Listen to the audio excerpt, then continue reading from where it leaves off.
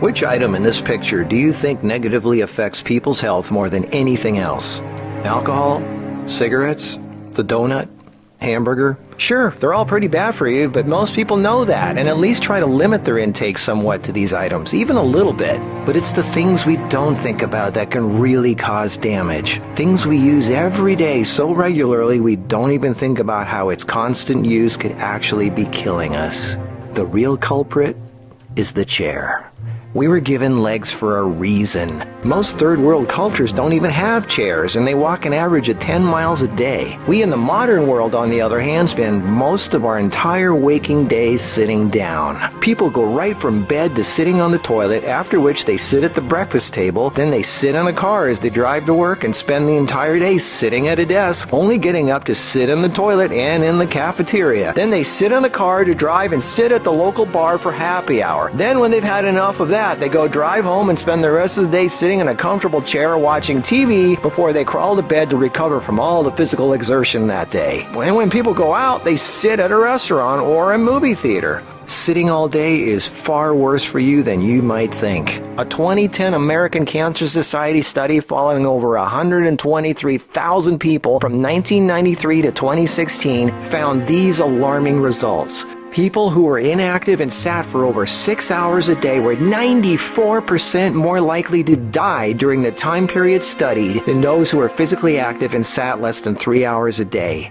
That's almost 100%. And get this, findings were independent of physical activity levels. The negative effects of sitting were just as strong in people who exercised regularly. 60%, that's over half of employees surveyed, were convinced they would be more productive if they had the option to work on their feet. Medical experts have started referring to long periods of physical inactivity and its negative consequences as sitting disease. Below this video are links to an endless list of medical studies showing physical inactivity and low fitness are serious threats to cardiovascular health. Even with a low body fat index, sitting has been linked to non-alcoholic fatty liver disease. Studies showing differences in brachial and femoral artery responses to prolonged sitting. Studies showing reducing sedentary time may protect DNA. Sedentary lifestyle has been linked to depression. How sitting less increases muscle mass. Multiple studies linking diabetes to inactivity and sitting. Cells in idle muscles don't respond well to insulin, so the pancreas produces more and more, leading to diabetes. And how 5 minutes of standing every half hour can improve glucose metabolism and really help postmenopausal women who are pre-diabetic. Blood pressure drops when standing compared to sitting. A Cornell University study found that sitting more than 1 hour induces biochemical changes in lipoprotein lipase activity, that's an enzyme involved in fat metabolism, and glucose metabolism, leading to deposits of fats in adipose tissue rather than being metabolized by muscle, and increases heart attack risk, coronary heart disease, and kidney disease. This happens in both fit people who do regular aerobic activity and also unfit overweight people. This means regular exercise does not cancel out these effects of sitting the rest of the day.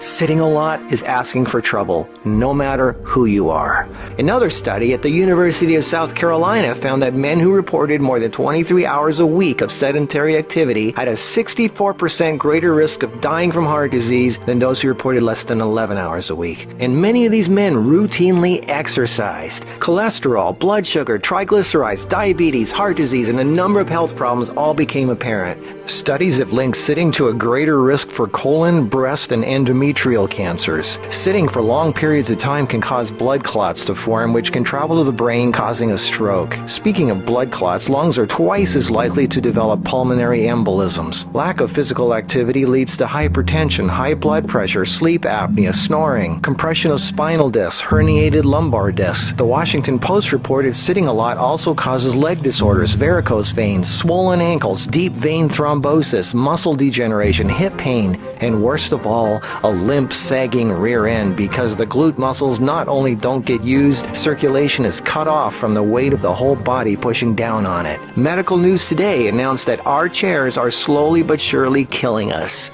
The links to all these studies are listed below this video. So what do? We have to work, right? Well, the first thing to have to look at, obviously, is our desk. It's actually becoming commonplace in many offices, factories, and even schools globally to switch to standing desks. They even have desks that instantly adjust from sitting to standing position and back down again as needed. Just Google standing desks and you'll get all kinds of companies. I myself use standing desks to do my video editing and even have a treadmill desk for doing my office work and online stuff. I find this much more effective than the bicycle desk I have for working on the computer. Even though my legs are moving, you're still sitting, and the leg muscles are not supporting the weight of the body. And this is why being on our feet is so important and effective.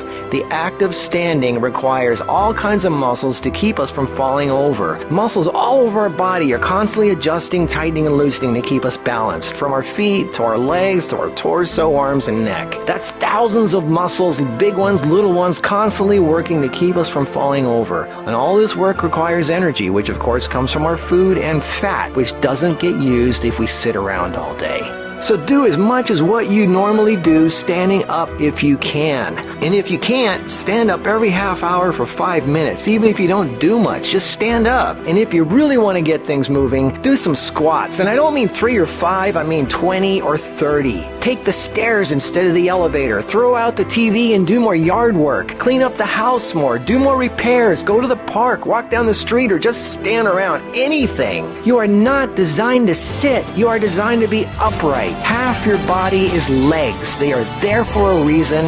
Use them. If you value your life, get off your ass.